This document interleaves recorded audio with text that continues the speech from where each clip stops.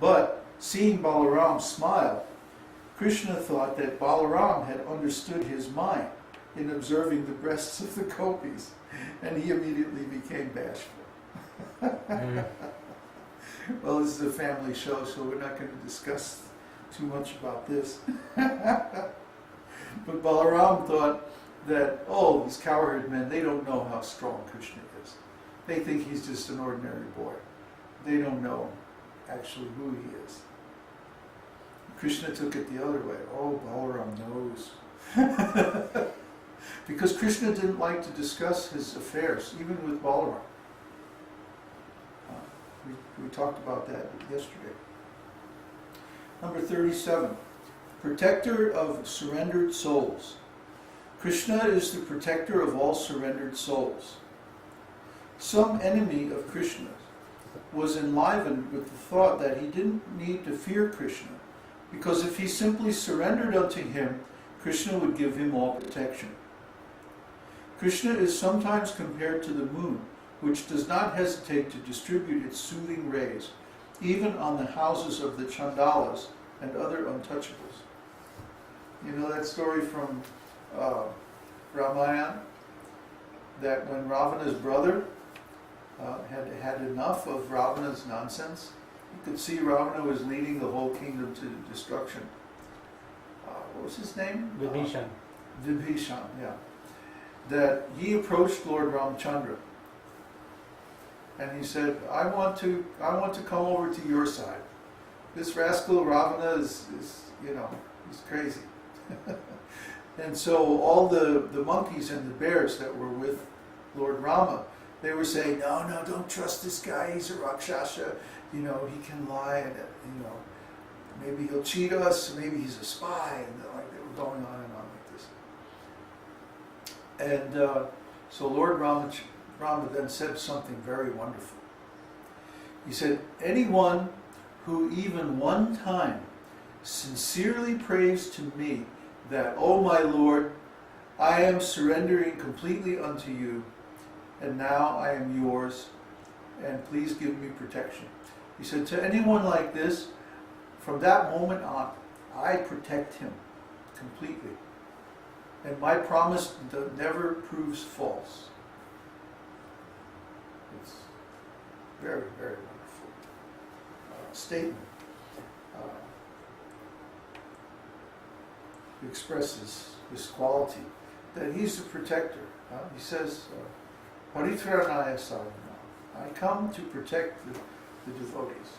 Oh, and by the way, Dushkritina Vinashaya Chadushkritam. Yeah, Vinashaya Chadushkritam, that I also come and kill the rascals. But that's secondary. Mainly he comes for his devotees. He loves his devotees so much that he likes to be with his devotees always. And on account of that, he's always present and he's always protecting them. Number 38 is happy. Any person who is always joyful and untouched by any distress is called happy. As far as Kṛṣṇa's enjoyment is concerned, it is stated that the ornaments which decorated the bodies of Kṛṣṇa and his queens were beyond the dreams of Kuvera, the treasurer of the heavenly kingdom. The constant dancing before the doors of Kṛṣṇa's palaces was not to be imagined even by the demigods in the heavenly kingdom. In the heavenly kingdom, Indra is always seeing the dancing of the society girls. But even Indra could not imagine how beautiful were the dances being performed at the gates of Kṛṣṇa's palaces. Gauri means white woman, and Lord Shiva's wife is called Gauri. The beautiful women residing within the palaces of Kṛṣṇa were so much whiter than Gauri that they were compared to the moonshine, and they were constantly visible to Kṛṣṇa. Therefore, no one can be enjoying more than Kṛṣṇa. The conception of enjoyment is beautiful women, ornaments, and riches. And all of these were fabulously present in the palaces of Kṛṣṇa, defeating even the imagination of Kuvera, Lord Indra, or Lord Shiva. Not even a slight distress can touch Kṛṣṇa. Once some of the gopis went to the place where the brahmanas were performing sacrifices and said, "Dear wives of the brahmanas, you must know that not even a slight smell of distress can touch Kṛṣṇa. He knows no loss. He knows no defamation. He has no fear, he has no anxiety, and he does not know calamity. He is simply encircled by the dancers of Braja and is enjoying their company in the rasa dance." This is Kṛṣṇa. This is Kṛṣṇa. He has no unhappiness whatsoever, no conception of personal distress at all. Nothing can harm him. Nothing can reduce or change or compromise his position, his supreme position. And guess what? We, the spirit souls, the jivas, are actually like that too.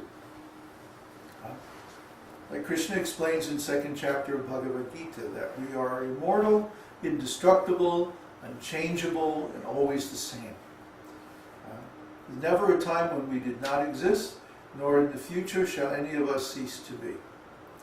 So, what is there to worry about? What is there to be distressed about? Actually, any cause of distress or any unhappiness that we experience is simply because we are falsely identified with this body. Yeah, there's some dirty thing in the heart, some misconception,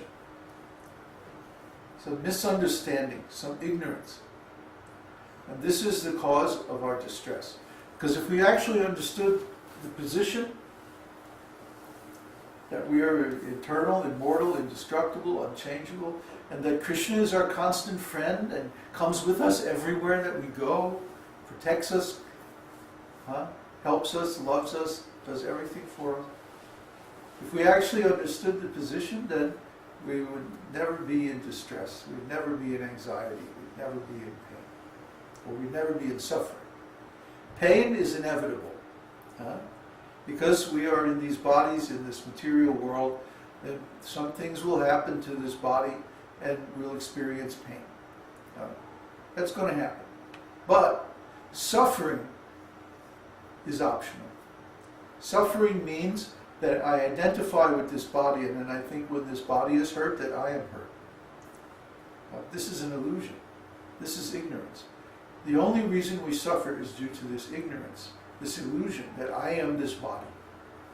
Actually, I am a spirit soul. I am pure consciousness, completely different from this body. I am eternal. The body is temporary. I am spiritual. The body is material. See? I can never be hurt or killed. And the body is always being hurt and is definitely going to die someday. So, we are different from this body. We're only living in this body just like a person living in an apartment. And then, when our lease is up, we get out of that apartment and we go find another apartment. See? It's like that. Or a person riding in the car. Even if the car gets in a collision and it gets all banged up, we simply get out and we go in another car and then we continue on our way. So that's the relationship between the soul and the body. Soul and body are incompatible. They're like oil and water. They never really mix.